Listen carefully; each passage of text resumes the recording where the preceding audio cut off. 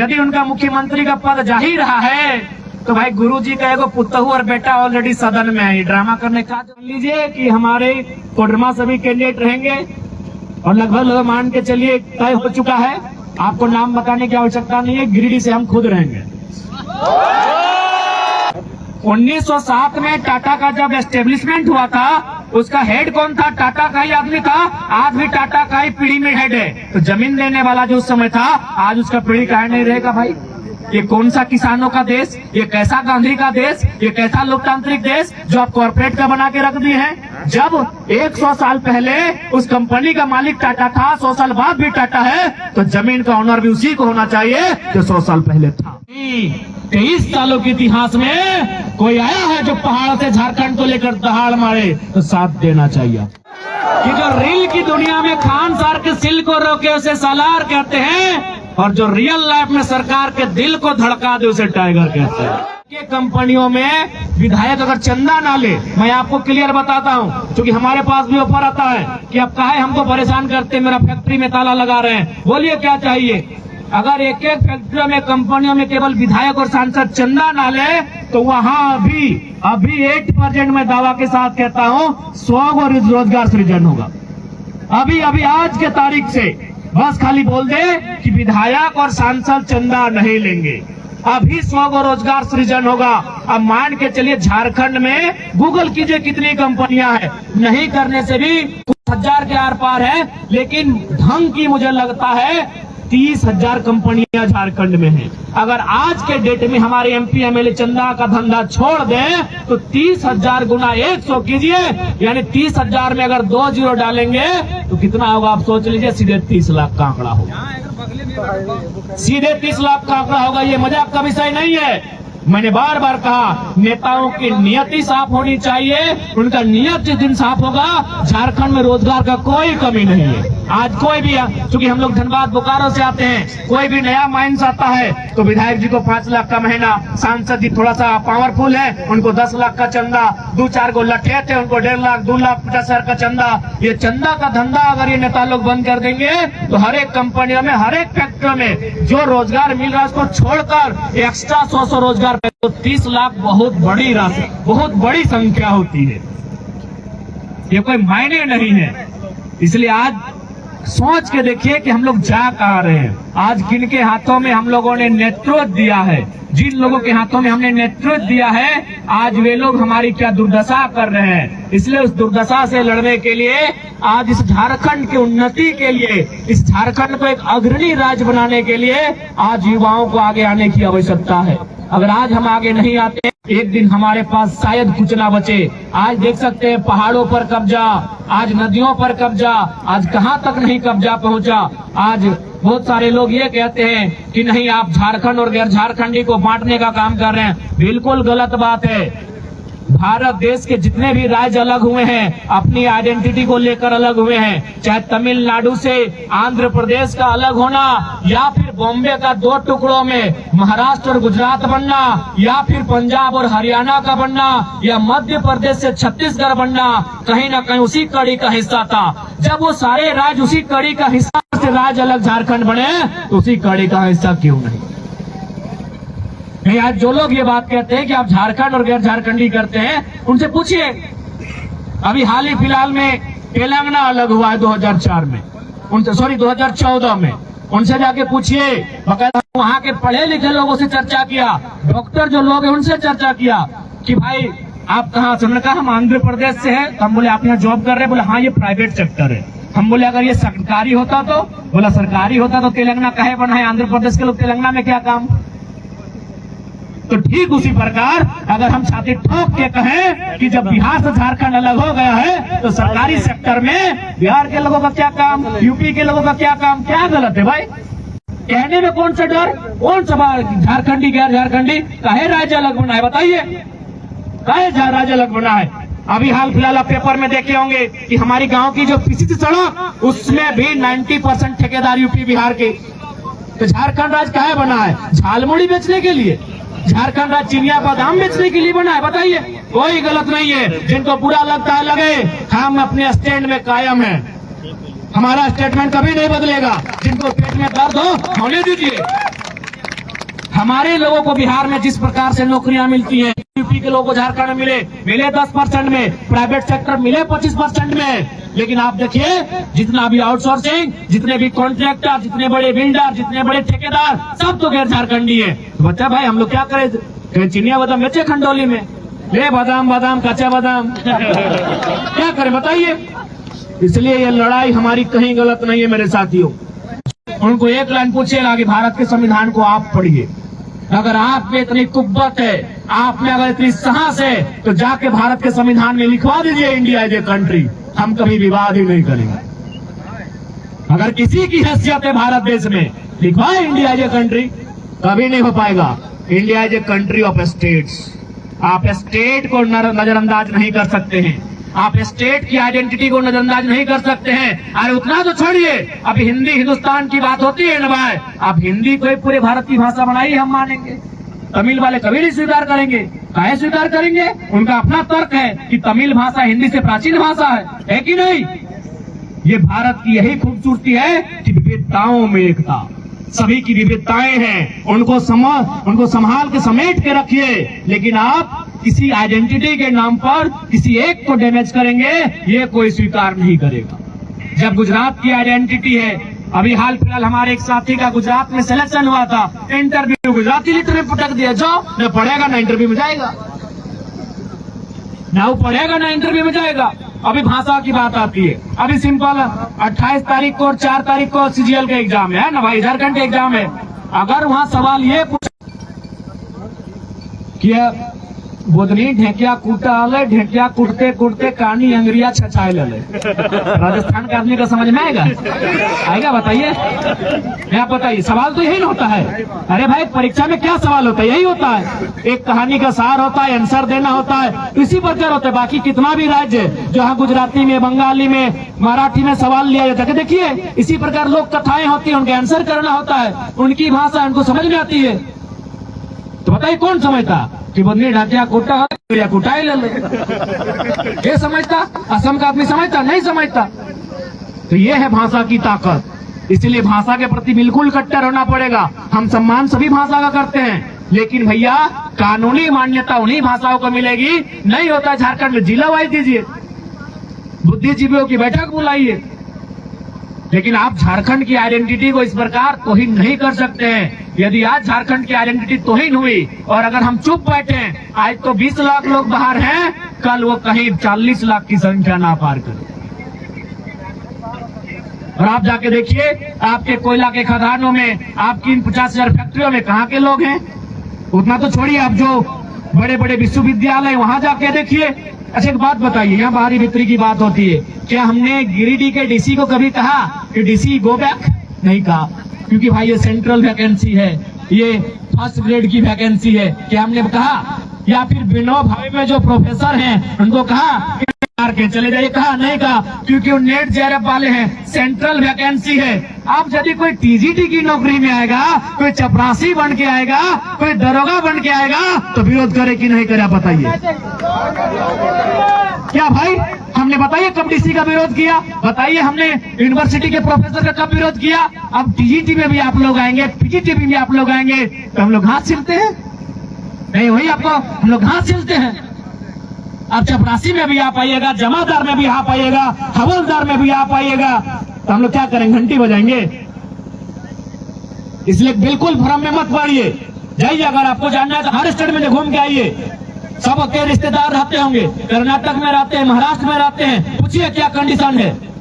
पूछिए भाई, गुजरात में रहते हैं, पूछिए क्या कंडीशन है? यानी इनको दर्द होता है केवल झारखंड से, कि झारखंडी कुछ ना मांगे। कहे ना 40% कोयला, 40% खनिज संपदा, कोयला, अवरक, ढका पत्थर सब यहाँ है, यही इनको दर्द होता है।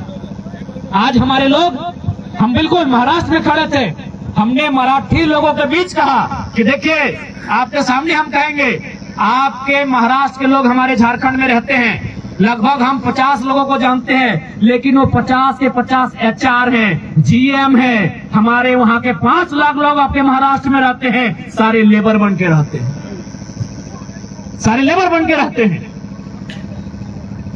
उन्होंने भी कहा कि हमें नहीं पता था कि झारखंड में इतना अन्याय हो रहा है। हम बोले आपके देखिए, आप महाराष्ट्र के लोग हैं झारखंड में, लेकिन वो कहाँ है? HR के रैंक में है, GM के रैंक में है, सुपरवाइजर के रैंक में है, और हमारे लोग आप ही के महाराष्ट्र में रहते हैं, क्या है? वर्कर हैं, लेबर हैं। तो ये स्थिति हमारी है।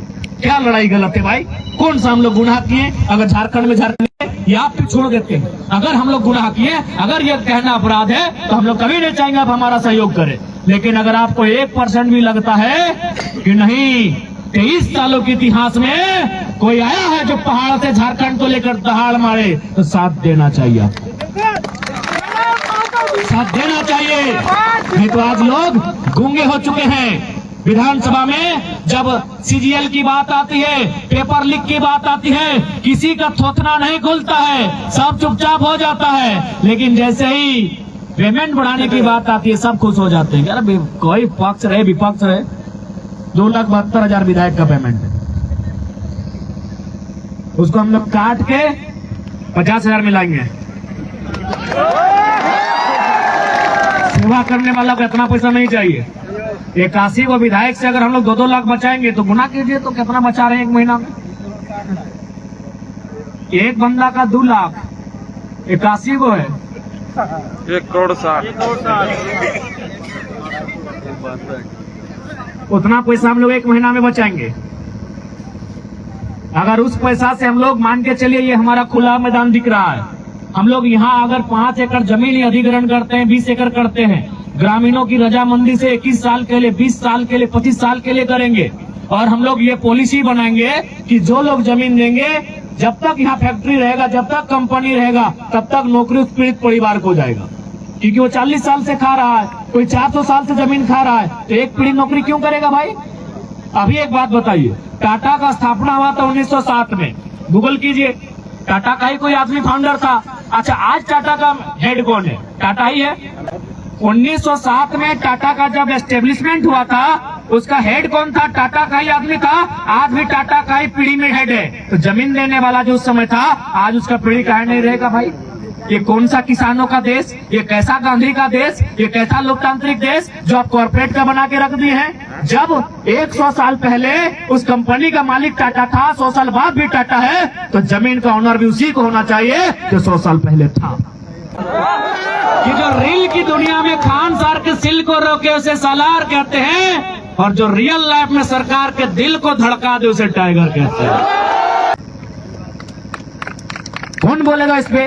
कौन चर्चा करेगा? क्यों चर्चा करेगा? MP MLA को 5 लाख मिलता है, एक को फैक्ट्री से 5-5 लाख मिलता है, क्यों बोलेगा आपकी बात? इसलिए आज मैं आपको पूरे विश्वास के साथ कहता हूं कि अगर हम लोग चुन के जाते हैं, तो फिर आप देख लीजिएगा हम लोग क्या करेंगे, वो बताने की जरूरत नहीं है। जब हम लोग कुछ है नहीं और मंत्री संतरी को पीछे रास्ते में रखनी है, अगर कुछ हो जाएंगे तो बस सोच के देखिएगा क्या करेंगे। और आज चूंकि ये हमको लगता है भले जिला गिरिडीह है, लेकिन ये लोकसभा कोडरमा है ना, गिरिडीह है शायद, कोडरमा है ना, हाँ, बाकी बेंगाबाद कोडरमा में आ जाता है, गांधी विधानसभा, कोडरमा लोकसभा। तो अब ये जान लीजिए कि हमारे कोडरमा सभी कैंडिडेट रहेंगे, और लगभग मान के चलिए तय हो चुका है। आपको नाम बताने की आवश्यकता नहीं है, गिरिडीह से हम खुद रहेंगे, क्योंकि हमको भी लगता है कि गिरिडीह का मतलब ही होता है पहाड़, गिरी मने पहाड़, तो भाई किसको मने उठा के ले आए गिरिडीह? जब पहाड़ है तो पहाड़ में तो एक ही को आदमी सेपरेट रहता है, एक ही को आदमी कब्जा होता है, पहाड़ में एक ही आदमी शूट करता है। धनबाद में आपको रखेंगे गांडे, बिल्कुल आप निश्चिंत रहिए। गांडे में जिस दिन कैंडिडेट की उधर से घोषणा होगी, बादशाह को पहले घोषणा करने दीजिए, फिर हम लोग हुकुम का इक्का खोलेंगे। और आपको क्या लगता है, पहले मैं आपको लॉजिकली बता दूं, गांडे चयन भी माननीय मुख्यमंत्री ने डर से किया है, क्योंकि हो सके यहाँ अगर मुख्यमंत्री के समुदाय यानी संथाल समुदाय से लोग हैं, तो आप भी सुने कि आज मुख्यमंत्री गुरुजी को भी नहीं मान रहे हैं। यदि यहाँ संथाल समुदाय से हमारे कोई भाई आए हैं, तो मेरी आलोचना करने से पहले मेरी बातों को तार्किक होकर सुने कि आज हेमंत सोरेन सत्ता में इतने अंधे हो चुके हैं कि गुरुजी को भी नहीं मान रहे। अब आप बोलेंगे कैसे? ऐसे यदि उनका मुख्यमंत्री का पद जा ही रहा है, तो भाई गुरुजी का एगो पुतहू और बेटा ऑलरेडी सदन में है, ये ड्रामा करने का जरूरत, क्या जरूरत भाई? ऑलरेडी बसंत सोरेन सदन में है, दुर्गा सोरेन की विधवा सीता सोरेन सदन में है। अगर गुरुजी के जीते जी गुरुजी के परिवार में ही अगर इस पीढ़ी में इस जनरेशन में मुख्यमंत्री होना चाहिए तो 2 लोग हैं सदन में। यानी मुख्यमंत्री अब चाहते हैं गुरुजी को साइड करके मुख्यमंत्री का अपना परिवार चले, इसीलिए किनको लेके आएंगे? मैडम कल्पना सोरेन को। अब आपके मन में एक सवाल अगर आएगा कि भाई मैडम वह तो रिजर्व सीट में जा सकते, नहीं जाएंगी क्योंकि वो गैर राज्य की है और आरक्षण का जो रोस्टर है वो गैर झारखंड के लोग फुलफिल नहीं करेंगे। वो चुनाव लड़ेंगी मैडम, लेकिन रिजर्व सीट से नहीं लड़ सकती है। तो उन्होंने देखा कि जेएमएम का सीट कहाँ है, तो उन्होंने देखा जेएमएम का सीट सुदीप जी जीते हैं, लेकिन वहां भी जानते हैं कि झारखंडी की बड़ी फजीयत होती है। उन्होंने देखा कि टुंडी में है, डुमरी में है, और उनको लगा कि टुंडी डुमरी छोड़ देंगे तो टाइगर कहीं खुदे ना आ जाए। उन्होंने बोला है सरपंच चचा तो बुढ़ा भाई गली। अब देखिए अल्पसंख्यक बंधुओं को भी सोचना, मुख्यमंत्री खाली वोटर बना रहे हैं। अरे अगर सीट माइनस ही करना था तो जाके करते कहीं हो। सरफराज शाह जैसे इतने बेचारे बुजुर्ग व्यक्ति को इन्होंने सीट को माइनस किया। अल्पसंख्यक लोग, आप लोग केवल वोटर नहीं है, इस बात को ध्यान रखिए। इसलिए आज ये मुख्यमंत्री बहुत प्लानिंग के साथ इस सीट को खाली किए हैं। खैर उनका उम्मीद है कि गांडे की जनता जवाब देगी और नेपोटिज्म तो बिल्कुल भी नहीं चलना चाहिए। वो जैसा ही लोकसभा खत्म होगा हम लोग विधानसभा पे चर्चा करेंगे। तो फिलहाल ज्यादा समय नहीं है, तबीयत भी ठीक ठाक नहीं है। बाकी सबको फिर से झारखंड की गलियों से एक आवाज आया है, झारखंड की गलियों से एक आवाज आया है, उठो नौजवानों फिर से इनकलाब आया। ये नौजवान बचाने चले हैं आज वतन, खुशी से झूमते हुए खुले बदन। ये जुल्म के पर्दों को फाड़ डालेंगे, ये जुल्मी सरकार को उखाड़ डालेंगे। अरे तुम लाख चला लो गोलियां, ये कम नहीं होंगे, गर्दन कटेंगे लेकिन हम कम नहीं होंगे। तो झारखंड अब एक नई विचारधारा को स्थापित कर रहा है, इस बात को आप याद रखिएगा। झारखंड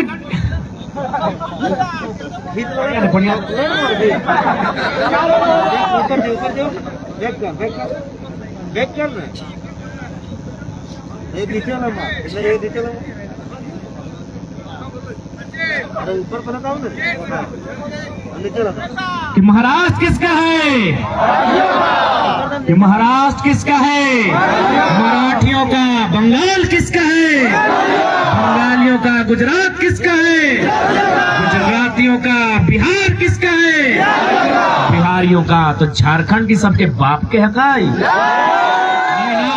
अरे भाई आइए, आपका कौन मना किया है? पूरे भारत में आइए, खुशी से खाइए, मौज मनाइए, चले जाइए। अभी हमारे लोग बिहार में बीपीएससी का परीक्षा निकाले हैं, हम उनसे टेलीफोन में बात की, क्या इरादा है? बोला नौकरी खत्म होगा झारखंड चले जाएंगे। लेकिन झारखंड है, नौकरी तो छोड़िए, सरकारी क्वार्टर में दामाद बन के कब्जा करके लोग बैठा है। जितना बीसीसीएल का क्वार्टर, बोकारो में सेक्टर का क्वार्टर, सिंदरी में हार्ल का क्वार्टर, सारा कब्जा करके बाहर के राज्य के लोग बैठे। ये गलत है, हमारे लोग भी गलत अन्य राज्यों में है। नौकरी खत्म, किस्सा खत्म। आप भी यहाँ क्या कब्जा करके बैठे हैं? नौकरी खत्म, टाका पैसा कमा के निकल जाइए।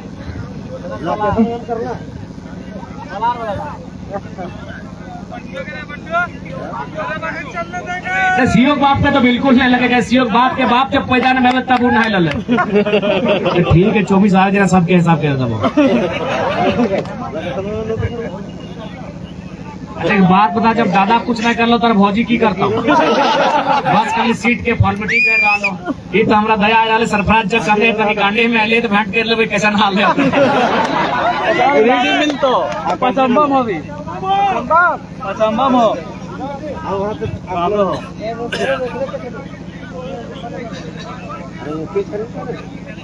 ठीक है, फोटो बात बताओ। आज तक हमारा बुझे आजाद भारत के सबसे सेल्फी हमारे खींच आज खींच लो। कते जाने 500 आज तक 5 लाख आदमी से फोटो खिंचा ले। 500 जाने हार्डली हम खिंचा लो बस खाली आराम से।